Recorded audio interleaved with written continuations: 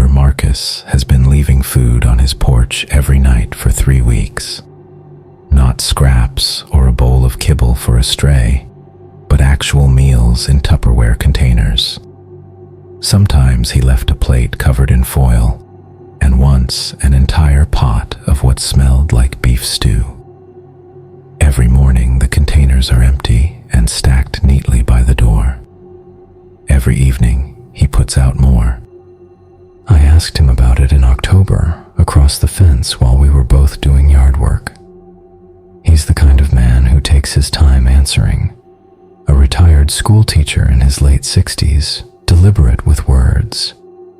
I guess people get that way when they've spent decades being misunderstood by teenagers.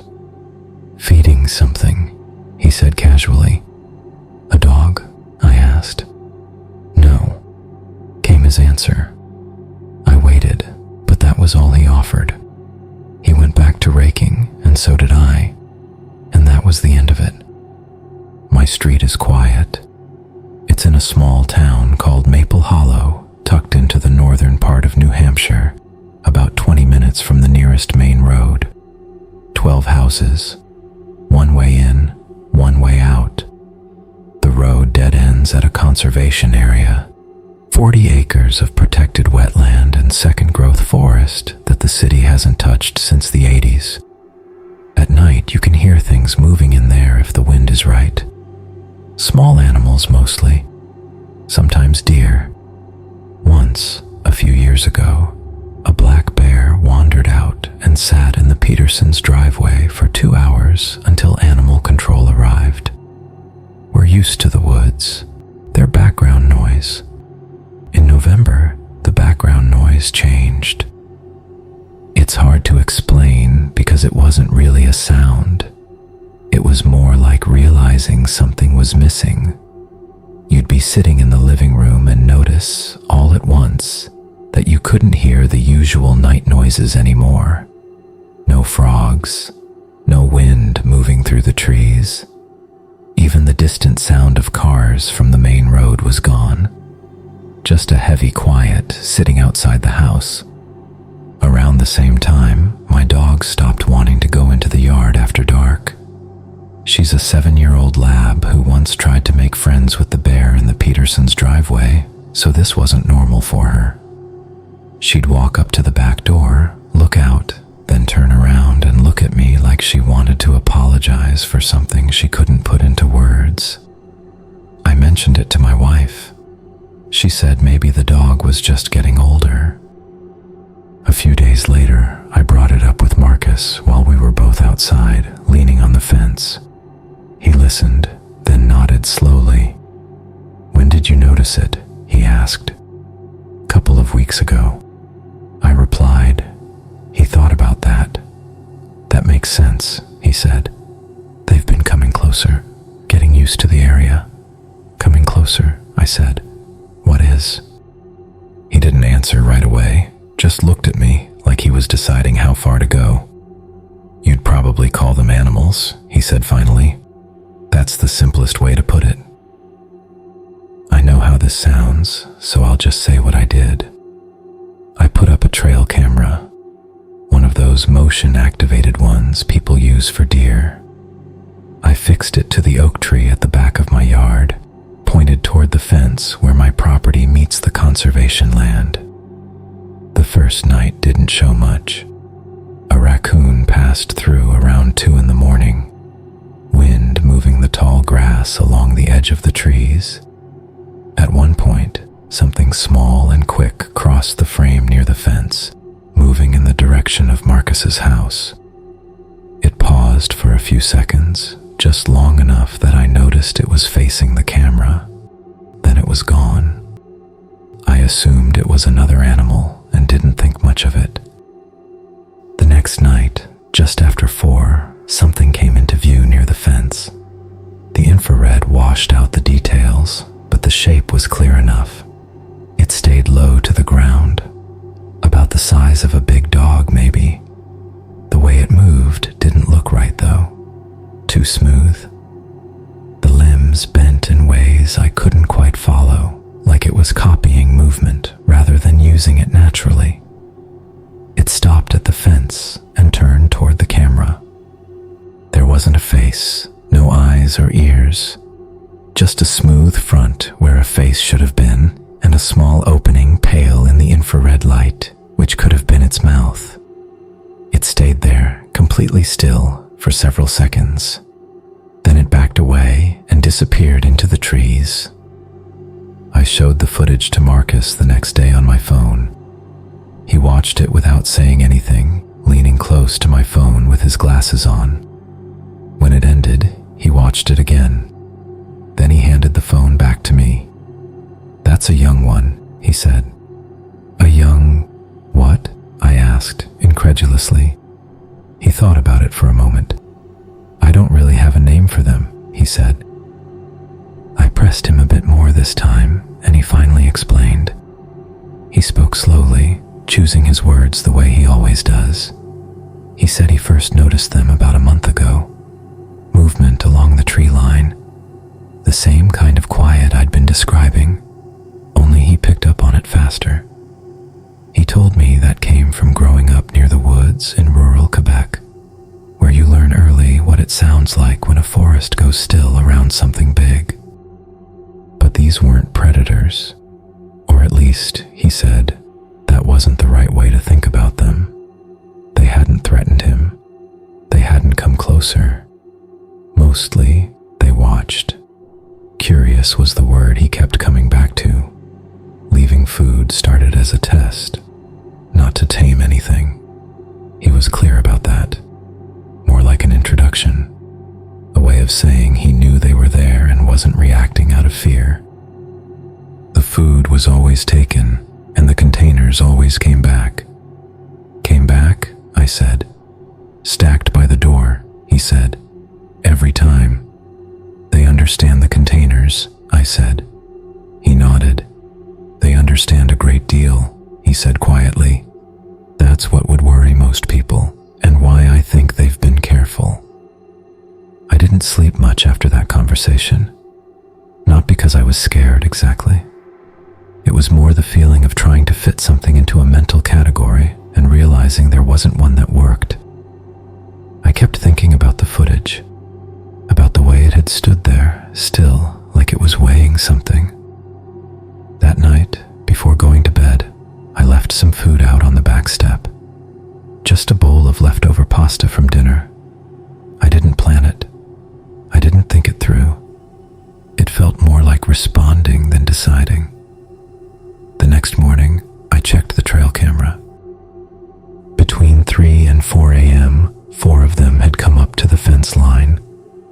They were different sizes. They didn't bunch together, just stood there loosely, all of them facing the camera. One of them, the largest, was slightly ahead of the others. At 3:52, it stepped over the fence and into my yard. It moved toward the oak tree and stopped beneath it. Then it lifted one of its limbs. The reach was long enough to touch the camera housing. It didn't pull at it or damage it. It actually adjusted the angle. When I watched the new frame, I understood what it wanted me to see. My back door. The steps where my dog wouldn't go at night. The porch light I'd started leaving on. The bowl I'd set out with the pasta was in the frame. It was now empty, stacked neatly on the step. I went over to Marcus's place that afternoon and told him what I'd seen. He listened without interrupting. When I finished, he stayed quiet for a long moment. "You've been leaving food," he said finally. "Just once," I said. I didn't really think about it. He nodded and looked past the fence toward the tree line. The sky had gone dull and gray, and the conservation land beyond the houses sat dark and still. "So what happens now?" I asked. He didn't answer right away. When he did, he spoke slowly. "When I started this, I thought I was being careful, doing things in a controlled way, on my terms. Lately, I've been thinking the careful part was on their side, not mine, and that they've been setting the pace the whole time. doesn't really help," I said. He looked at me with that familiar, patient expression. "You left food," he said. "You got a response. You had a camera adjusted so you'd see something they wanted you to notice." He turned back toward the trees. "What do you think comes next?" I asked. The light was fading by then. Somewhere in the conservation land, something moved high up in the branches. It wasn't a bird. "I think," he said, "you're past the point of opting out." That night, there were 7 of them standing along the fence. I watched them through the trail camera feed on my phone while I stood at the kitchen window. None of them moved. They didn't shift or pace. They just waited, like they had all the time in the world. The faceless beings without eyes or ears. My dog was next to me. She wasn't paying attention to the screen. She was staring at the back door. Her tail moved slowly, careful and unsure, the way it does when she's trying to figure something out. I've been leaving food out every night since then. By morning, the containers are always back on the step, clean and stacked carefully. Sometimes there's something left behind. Once it was a smooth stone I didn't recognize. It was heavy and not like anything from the woods or nearby riverbeds. Another time it was a small bundle of dried plant matter tied together. I didn't know what to make of them.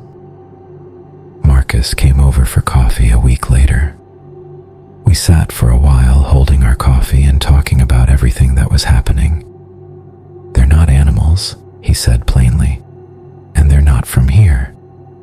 They've been watching," he continued. "They've been watching how we respond, what we accept, and what we choose to give. That's why the food," I said. He nodded. It was a test, not of kindness, but of awareness. Before he left, he stopped in the doorway. "They haven't done anything yet because they weren't sure," he said. "Now they are." "Sure of what?" I asked hesitantly. "That we noticed them," he said, "and that we chose to engage." He opened the door, then paused. "When something intelligent makes first contact," he said, "it doesn't start by knocking. It starts by learning how much space it's allowed to take." Last night I woke up at 3 in the morning for no clear reason. The house was quiet. My wife was asleep beside me. The dog lay at the foot of the bed, awake, her body tense, her eyes fixed on the window.